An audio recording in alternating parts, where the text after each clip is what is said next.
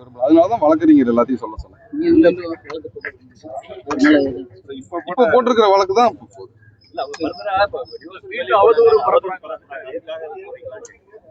இந்த மைக் புலிகேசிக்கெல்லாம் நான் ரியாக்ட் பண்ண விரும்பல. விடுங்க.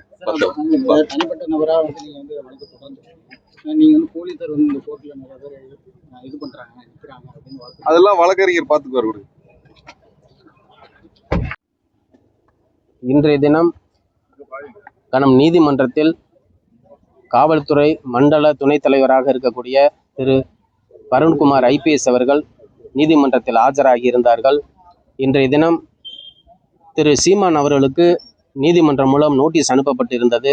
அந்த நோட்டீஸை அவர் பெற்றுக்கொள்ளவில்லை என்ற காரணத்தை நீதிமன்றம் ஏற்றுக்கொண்டு வருகின்ற 7/4/2025 அன்று அவர் நேரடியாக நீதிமன்றத்தில் ஆஜராக வேண்டும் என்று உத்தரவு பிறப்பிக்கப்பட்டுள்ளது.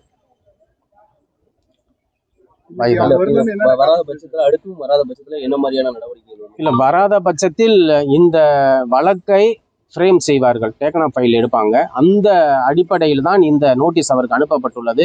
இந்த BNSS பற்றி ஒரு வழக்கை பிரைவேட் தனிப்பட்ட முறையில் தாக்கல் செய்யக்கூடிய நபர் அதை பெற்றுக்கொண்டு கனம் நீதிமன்றம் அதை பரிசீலனை செய்து சம்பந்தப்பட்ட குற்றம் சாட்டப்பட்டுள்ள அந்த நபருக்கு அந்த பிரதிவாதியாக இருக்கக்கூடிய அந்த நபருக்கு வந்து நீதிமன்றம் நோட்டீஸ் அனுப்புவது அது சட்ட வழிமுறை. அதன் அடிப்படையில் அவர்கள் அனுப்பினார்கள். நீதிமன்றத்திலிருந்து சென்ற அந்த நோட்டீஸை அவர்கள் தகவலை பெற்றுக்கொண்டு வாங்க மறுத்ததின் காரணமாக மீண்டும் 7/4 அன்று கண்டிப்பாக நேரில் ஆஜராக வேண்டும் என்று உத்தரவு பிறப்பிக்கப்பட்டுள்ளது.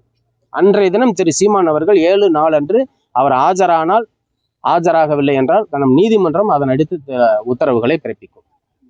இல்லை எந்த மாதிரியான நடவடிக்கை பிடிவாரண்டு போடுறதுக்கு வாய்ப்பு இருக்கு.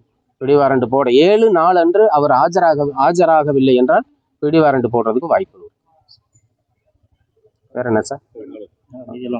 அவ்வளவுதான்.